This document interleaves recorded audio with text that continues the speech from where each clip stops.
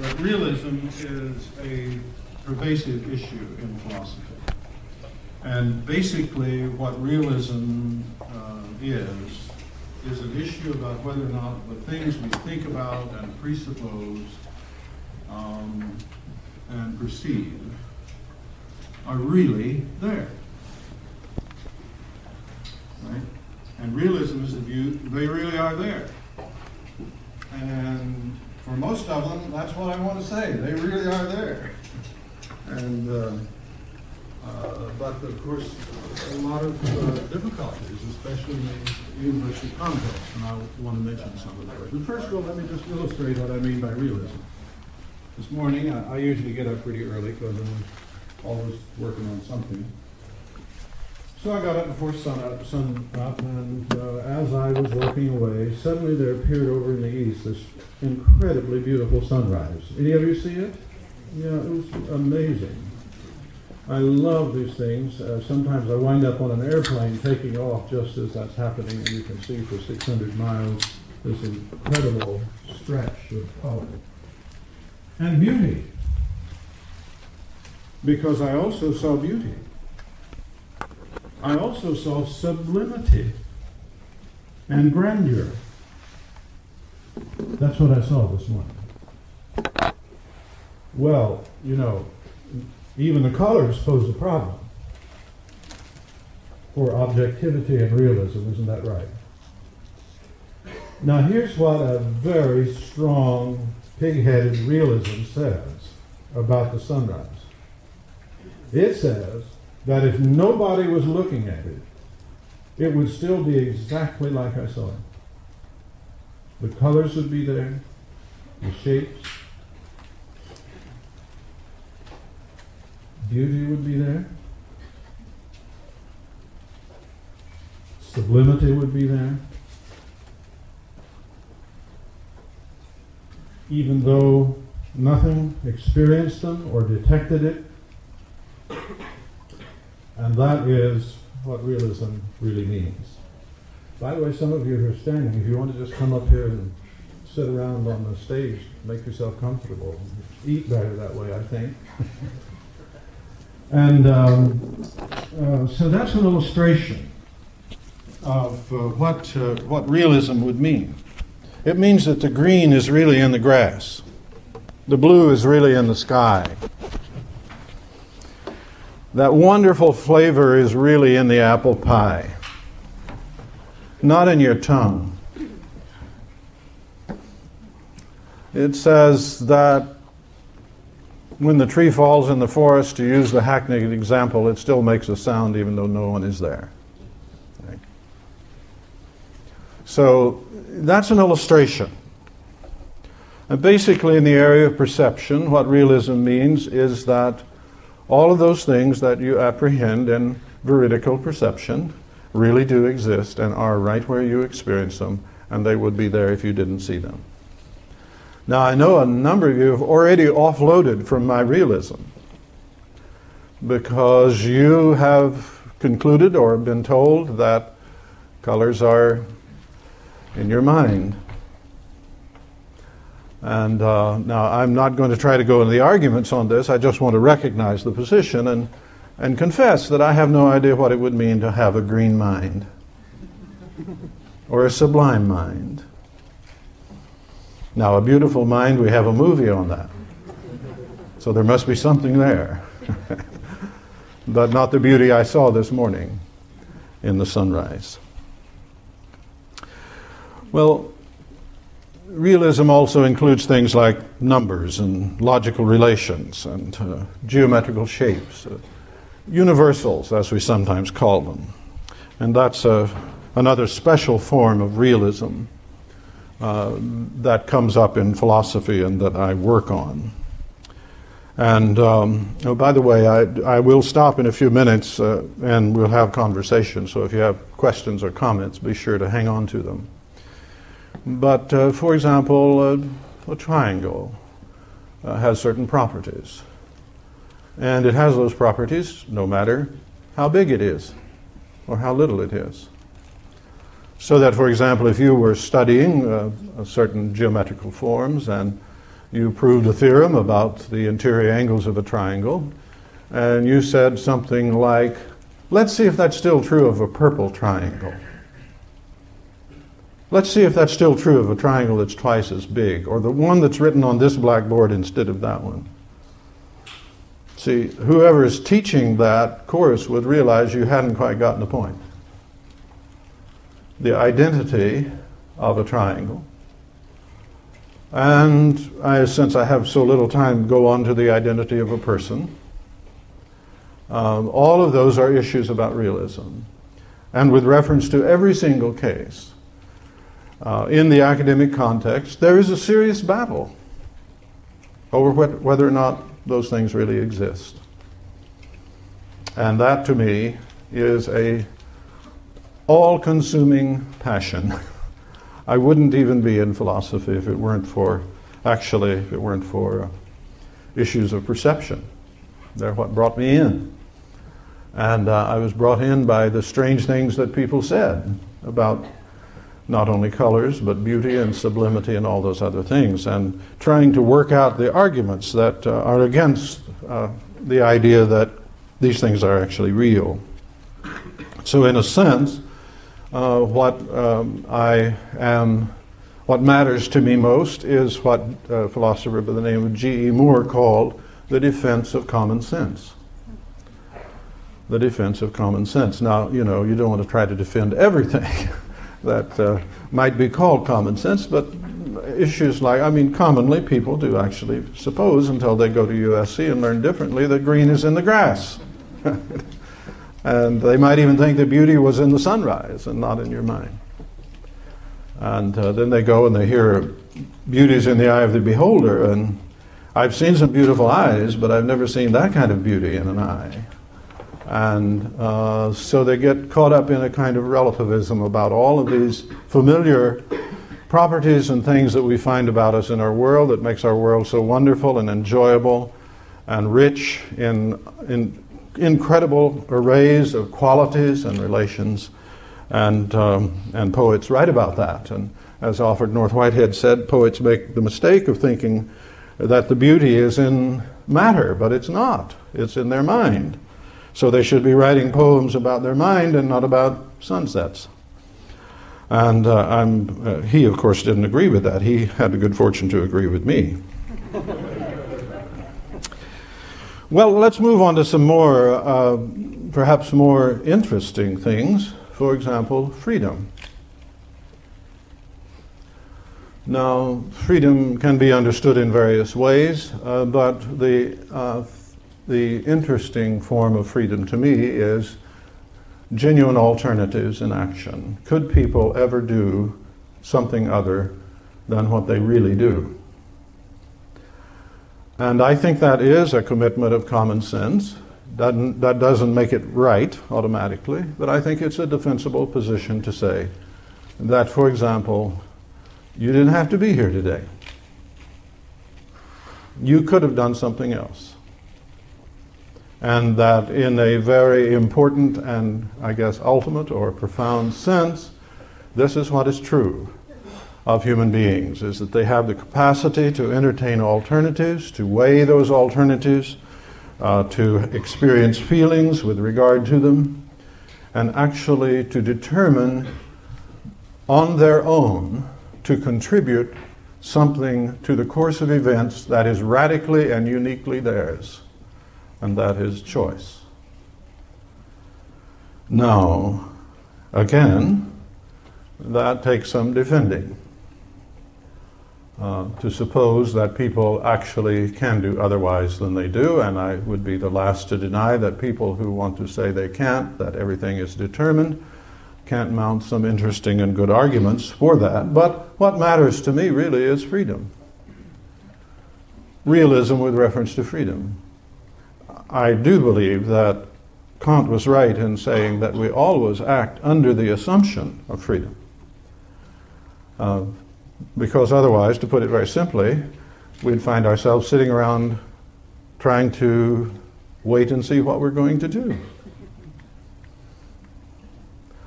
We don't do that. Rather, we decide what to do. We take initiative. We don't wait on our brains to kick off or any part of our bodies.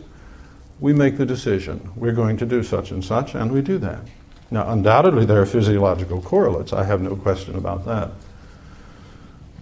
But if that's all we knew, we would never know what a choice was. And we have the power to undertake courses of action that lead to certain outcomes, and if we do that, then we're thought to be praiseworthy. If you were to walk up to Mr. Pavarotti after he had hit that last high note in Donna Le Mobile, and were to say to him, well, I realize, sir, you couldn't help but do that. He would look at you rather strangely, I imagine. If I were to say to my student who does a wonderful job on a test, well, you know, thank goodness for the Big Bang. You know? Or I'm so pleased that you have such wonderful DNA. See, that, again, would be thought strange. Though if someone who made an F might be very glad to hear that. You see, I think there's this element of freedom and responsibility, and not just responsibility in a narrow moral sense, but what is more important to me is creativity.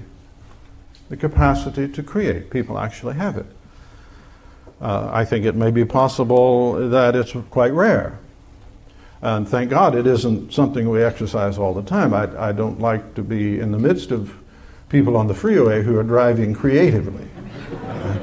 I want them to just, you know, actually I prefer if they don't have to think too much about it, because that can be dangerous in driving.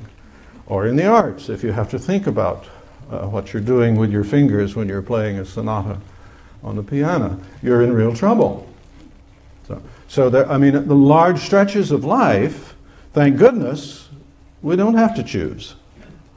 And a lot of what goes into education and training is bringing people to the point to where they would routinely do the thing that was appropriate and right if they're involved in painting, for example, or acting.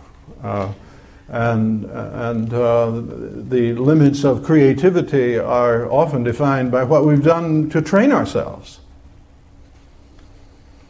When you get to know a great athlete, usually you find that they are sticklers about training. Michael Jordan, I understand, was always the last to leave the gym, and usually the first to arrive. And most of what we call outstanding talent is actually the result of very careful training, which of course is a choice.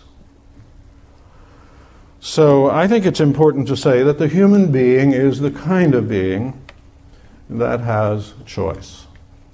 And that is one good meaning, I believe, of saying that the human being is a spiritual being.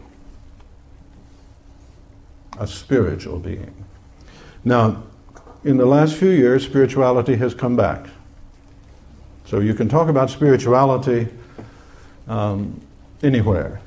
There's a commercial that was running on Chevrolet trucks some years ago and said, there's something spiritual about a truck. Well, that's not what I mean. I'm pretty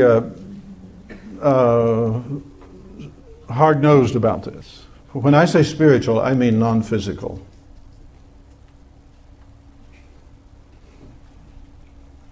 And I think that that is one of the things that we ordinarily assume when we're trying to deal with human life concretely.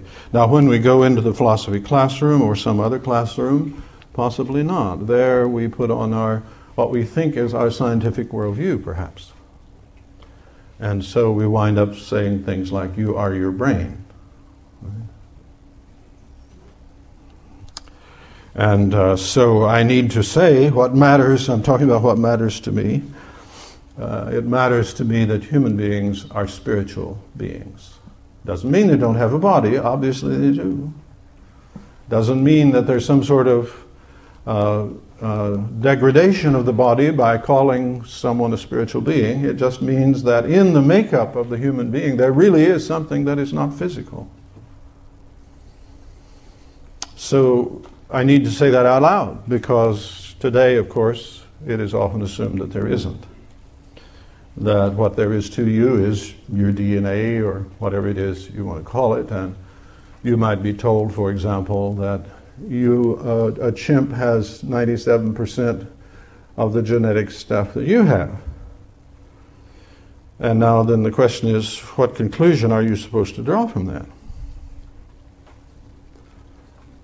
In our context, usually it is assumed you're supposed to draw the conclusion that you're very like a chimp.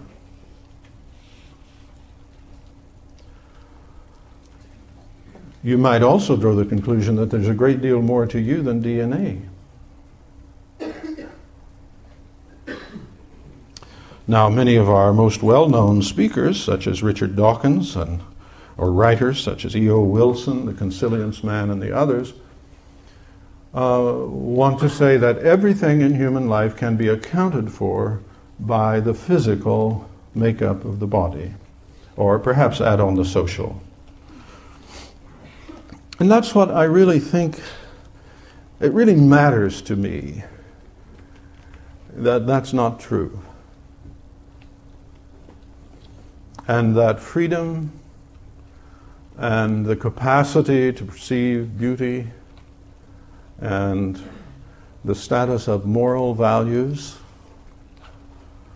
all of those are things that occupy an intractable space in reality and are knowable in appropriate ways. I brought a book that I'm actually using as a text in History of Ethics to 1900. I think you'll find it very interesting, but please don't go buy the copies yet, officer, until all the students have had a shot. You can get it cheaper on Amazon anyway.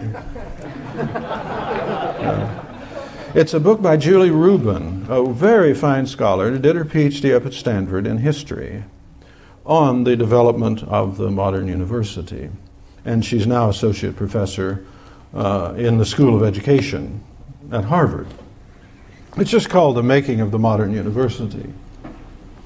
And the subtitle is Intellectual Transformation and the Marginalization of Morality. The marginalization of morality. Now, what it means, marginalization? It means that there is no longer an acceptable moral content to the coarse content, the serious stuff of the university. And that was a huge change, of course, mainly in the late 1800s. And she beautifully tells the story of how this came about. And it's institutional history, and it's actually a discussion of how institutional and social changes affect ideas. And here we're talking about the idea of the marginalization of morality. Well, see, morality is another one of those areas I want to be a realist about. I want to say that a good person and a bad person is different objectively. Now, we have a hard time with that. We have a hard time with evil. You watch a squirm when George W. talks about evildoers. And evil is threatening to our worldview that's acceptable. Partly, I think, because our worldview is a determinist worldview. And so we don't know what to do with evil except possibly try to treat it or understand it. But we can't just blame it. So moral praise and blame take on a different weight in a world where there's no evil. But then what can good mean in a world where there's no evil? And so the whole tendency is to move away from talking about persons and move to actions. And then we can have rules. And then we find that our rules let people do awful stuff. Like our CEOs and others that are constantly in the news. They had plenty of rules. Well, what kind of people were they? What kind of a person can do what they did? See, that's the level of moral inquiry and understanding that used to be standard. And so, for example, from Plato to Kant at least, and beyond that in the 1800s, people assumed that the real issue was to understand what is, in Kant's language, what is the good will, the good person, not just what is the right action. But if you are not a realist about moral values, it becomes very hard to talk that way. And if you are a realist, people may well think you're a closet Nazi because you actually believe they're bad people. And you might think they're bad. Right? And then you might do something about that. Right? And so there are all sorts of problems here. Same way with religion. When we talk about spiritual reality, we have to talk about religion. Well, religion is dangerous. It's very important, but it's dangerous. Why is it dangerous? Partly because, in the language of Kierkegaard, there is that possibility of the teleological suspension of the ethical. Right? Now, Kierkegaard used the case of Abraham and Isaac to discuss that, but what we're really talking about is people who believe there's something so important to achieve, and religion, of course, always falls in that category. It's kind of ultimate and important, and it's threatening to reason and ethical values, and I think we all have far too much experience with the terrible things that can come of that. And to me, that's just another way to say, look, we better take it seriously, think of it realistically, and try to come to grips with understanding it rather than just let it run emotionally. But you can't do that if you don't have some degree of realism about good and evil, character, for example, as well as what is contrary to the rules. From Plato on, moralists have generally recognized that you can't just deal with life in terms of rules. You have to deal also with the deeper levels of the self. Well, if the deeper levels of the self are the DNA in the brain, well, then we'll be looking for how to modify your DNA so you can't lie. Right? So there must be a deceit factor in the DNA. And that's the way we'll have to think about it if that's all there is to think about. If, on the other hand, a human being is actually a spiritual being, has thoughts, motivations, will, and so on, then we can talk about that at least and try to understand it. So I think one of the great challenges that faces us is the reduction of all of these areas that I briefly waved a hand at to something we can call at least natural. And the fear there, of course, is what is the opposite of natural? Well, supernatural. Well, what are you going to do about that? Not much, right? So we come back to the natural and try to deal with human life in terms of the natural only. And I understand the tensions that drive that. But sciences generally cannot provide us with worldview. Now, I know that Wilson and Dawkins and the others try to do that, but when they do that, they're not doing that within their expertise as scientists. They are slipping the authority of their field on their head while they philosophize. And what we need to do is to be responsible about our philosophizing. And of course, if it were to turn out to be true that all there is DNA and brain tissue to the human being, well, then we would accept that. That's one of the vital functions of philosophy, is to keep those questions open, whether it's religion on the one hand or science on the other, as long as they should be kept open, until there really is some conclusive evidence that is provided. And to not allow the person in religion or the one in science to push a worldview without that question that says, why? Why is that?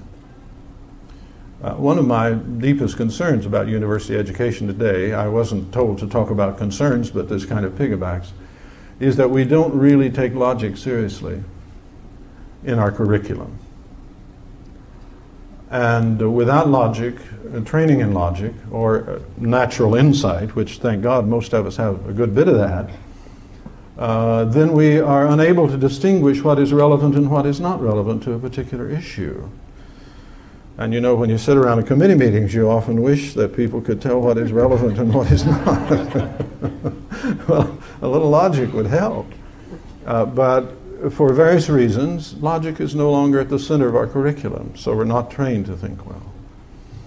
And in so many areas we respond to emotion, whether it's religious or respectability or whatever, rather than having the resource of thinking through in an informed way what the logical structure of our claims are and the basis for them and the evidence that might be against them and so on.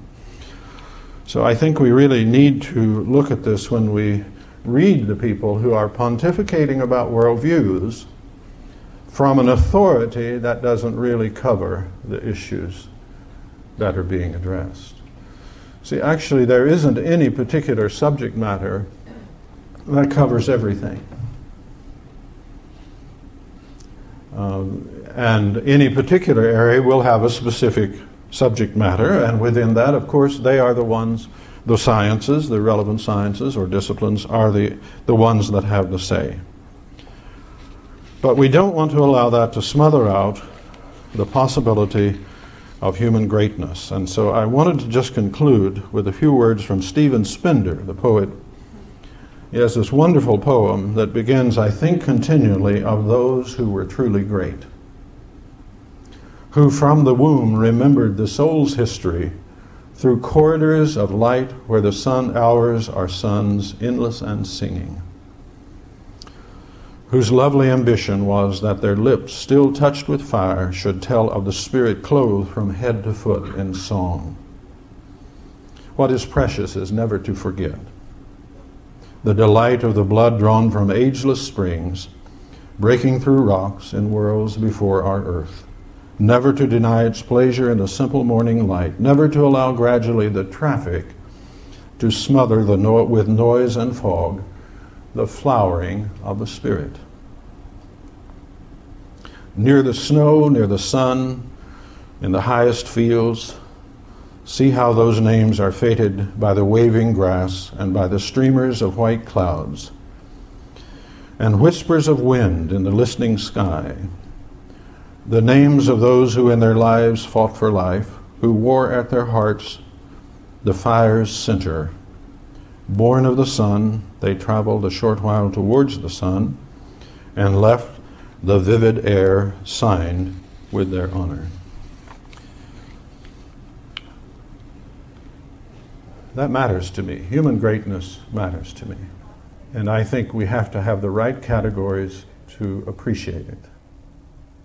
And I also think that how we feel about these matters really does affect, or how we think about these matters affects how we live and how we feel, how we're able to respect other people and to love those who hate us.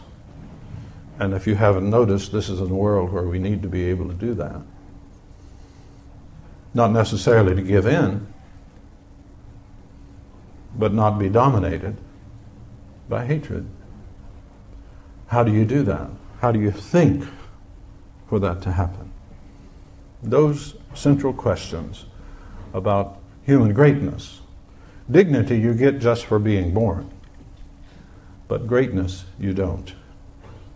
That's a different issue. That's what matters to me.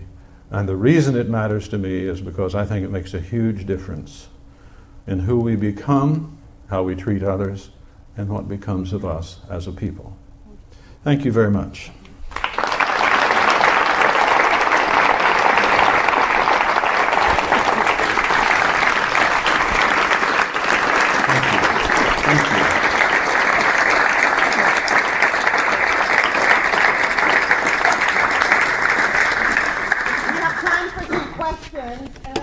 To give a preference to students.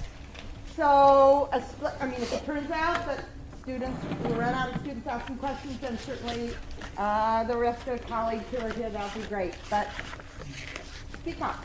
I'm sure you have many questions. Yeah, and comments. Not too long. Yeah. Yeah. Yes. It's poetically beautiful to say that the sun is rising, and it is a beautiful sunrise or sunset.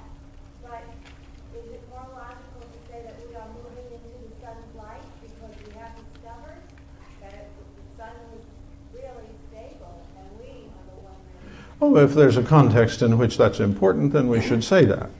Yeah. The relativity of motion is something we need to take in context in some cases. So if we're in a scientific context, where the question is now, what is the relationship between the Earth and the Sun, then we'd better say that, right? Yes? Does it matter to you with how many lives? I saw you in philosophy and all this spiritualism, but you... Yes. I felt a little awkward about this. Yes, the question was, does my family life matter to me? Very much. There are just so many things that matter to me. Like, I love to do carpentry. I love the smell of paint and dirt. And I think that actually is very important, but I just didn't feel like, I mean, in this context, that that was what was called for. My family, of course, I guess they mean more to me than anything. And I also have a 4-year-old granddaughter. And if you have one, you know what that means. So, any other? I have a question. Yes. It seems that you believe the human goodness comes from the spirituality that's beyond the brain, being made of scientific stuff. Yeah, I have the question is, I believe that human goodness comes from spirituality. I do not believe. Right? I think that's what you believe, but I just have a question that where do you think the spirituality comes from? Well, I don't know where everything comes from, I guess. I don't think an entity that was purely physical would be capable of will, and therefore not capable of goodwill. I have a paper on this if you want to read it. No, I mean, it is. This is an issue where you're going to have to make up your mind about what constitutes human goodness, and in my view, that requires will. I believe that that's how we commonly, and indeed, I think that that's. If you look at the history of ethical theory, you'll see that the emphasis. Well, Plato really didn't have a concept of the will, I think, but after that, up until the 1800s and perhaps the 20th century, the concept of will was central. And so if you think that you can have a will without alternatives and that you could interpret willing in terms of chemical processes, then I would have a hard time understanding what you meant by goodness at that point. Yes? How do you deal with feeling critical and judgmental and dealing with Howard Stern? Well, I think I two things on that. To be critical in the sense of evaluating is one thing. To be critical in the sense of condemning and ostracizing and cutting off and saying you're worthless, that's another thing, right? I don't know what the academic life would be without criticism in the first sense. Discernment is essential to judgment, and judgment is, I guess, if we could put it simply, judgment is the faculty that we are trying to cultivate in an educational institution or training someone in sciences or arts. Basically, we're trying to train judgment. So criticism is not a bad thing, if you mean by that discernment. Distinguishing, relating, identifying, and so on. Now, Howard Stern. Well, I don't think much about him, to tell you the truth. He is a phenomenon. He's a human being. He's there. I wish he would do something else. And I don't think that he is an exhibition of human greatness. I wouldn't want to put him in with Stephen Spender's poem. I don't think he's going to leave the air singed with his name. But just to follow up, do you feel it requires action on your part, those critiques? Not in his case, no. But understanding is something. I mean, I have to recognize there is Howard Stern. That's the world that I live in. And I have to have some judgment about whether that's a good or bad thing. And I think it's not a good thing. Now, I think it's a good thing that people are permitted to do that if they want to. See, that falls in the area of freedom. But not everything people do with their freedom is good. And our newspapers are daily filled with examples of that, I think. Yes. You just said that philosophy study everything. I just wondering, do you still also involve politics? Politics? Yes. If yes, usually what kind of topics you study in philosophy? I'm not sure if I understand. The idea is that philosophy studies everything. Well, in a way, not, it's not a special science like biology or literary criticism. I like to describe philosophy as the attempt to understand by rational means the necessary structure of the world in which we live. So it studies categorical kinds of things and tries to work out rationally some view of these very general ideas of being or not being, truth and falsity, knowing, value, and so on.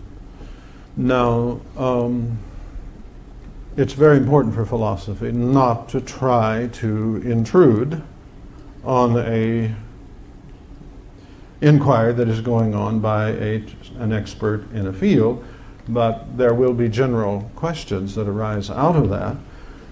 For example, is the evidence good evidence? Now, there's some place that a philosopher might well get interested. Is a proof a proof? What is offered as a proof, is it a proof? Of course, a proof is a proof, but things that seem to be proofs might not be. And so now then, the issue of worldviews, where, as I mentioned, you might have a scientist who, on their authority as a biologist, makes general pronouncements about reality in life. That's somewhere, at that point, thinking people need to say, wait a minute. Yes. Earlier you gave the example of our being here or not being here as indicative of our free will. Yeah. But there's any number of objects living and non in this room, microorganisms, the air conditioning vents, perhaps a cat in the courtyard that could have been here or not, that we might not attribute free will. Mm-hmm. So I'm Right. confused as to how that supports. Well, not everything that is contingent on choice. I mean, the cat could have been somewhere else.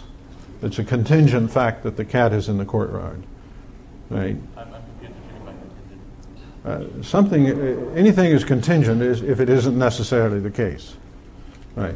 Like, it isn't contingent that the cat is an animal. But whether or not it's here, it could have been someplace else. It's possible. But now that possibility can be spelled out in two ways, either in terms of the causal conditions of the cat being here, or in terms of the cat's choices. And I'm inclined to think that with reference to the cat, we shouldn't get into choices, because they don't have the general ideas that are adequate to provide a basis for deliberation and choice. So they would not have, for example, a non-physical representation. Oh, I wouldn't want to say that. I don't know. There might be, this gets into the issue of how you understand perception and whether or not that's physical or non-physical, and thought of some sort. So I wouldn't want to try to draw the line neatly there. But I am quite sure that cats do not have adequate equipment for deliberation that can provide a basis for choice. They're spontaneous, but that's different. Whoever. We've got a whole bunch of people here. Let's call it student, yeah? Yes, students. Are you a student? Yeah. Show me your ID. No. this gentleman back here and then the lady here, please. What do you think causes evil and flawed characters? I'm saying a little louder, please. What do you think causes evil and flawed character? We're all born with like an innate sense of what's good and bad, and I think we are like, Yeah. you know, is it like fear and laziness? Well, you see, your question, what causes good and bad character, kind of goes in another direction from where I want to go, because I want to say character, while it has necessary conditions and there's some causation involved, at the root of character is always choice. So we don't say cause there. And this is one of the things that I and a lot of other people who are probably smarter than I disagree about. See, if you go the causal route, then you're ready for the DNA modification, so we won't have CEOs that lie. We all have a choice like in the present, but of course the past affects us. What about like someone who's born in a negative environment? We don't really have parental. Well, right, a negative environment as a child will put some severe limits on what your choices will be, both morally and not. I mean, if you're born in certain circumstances, you're very unlikely to wind up at Pavarotti. So the conditions certainly do place some limitations on what choices are possible. It might even be that at some point you'd want to say that no choice is possible if the limitations are severe enough. So now this is an area that we really need to think deeply about. And what I'm saying is we also want to think not just causally, but in terms of choice and freedom, if we're going to deal with character. This lady. Thinking of what matters to you, why did you join the C.S. Lewis Foundation? One thing led to another. I mean, I joined the C.S. Lewis Foundation because the guy who heads it was a classmate of mine in Wisconsin. Now, I have opinions about C.S. Lewis too, but I wouldn't have joined, I wouldn't have become a member of that group if it hadn't been for the personal connections. So it was a choice. Yes? What do you believe facilitates or allows some people to respond to hate with love and other people to respond to hate with hate? Well, basically, all responses are conditioned upon ideas and feelings. And so, for example, if you're going to respond to hate with love, you're going to have a view of the world and certain sets of feelings about what is important and isn't. And you're also going to have your body trained to an extent to where you won't automatically respond with hate without thinking, which is what usually happens. And you get a whirlwind of hate and rage that's set off without really thinking at all. So you have to have habits that will allow you to have enough space in there where you won't immediately go off like a bomb. So now all of that goes into character. So choices, background, negative, positive, ideas you have, the meaning of someone hating you or trying to kill you. See, all of that will go into your response. We're going to have to stop now. I want to thank Professor Willard. Thank you. We have a couple of rituals, because rituals are important in what matters to me and why. One, we're going to ask Professor Willard to sign our perennial banner, which we started this year. And second, and for the first time, we're going to ask Lauren, the person who introduced him, Lauren Korndexter, to come up and present him with the What Matters to Me and Why journal, our gift to our presenters. We look. Thank you, Lauren.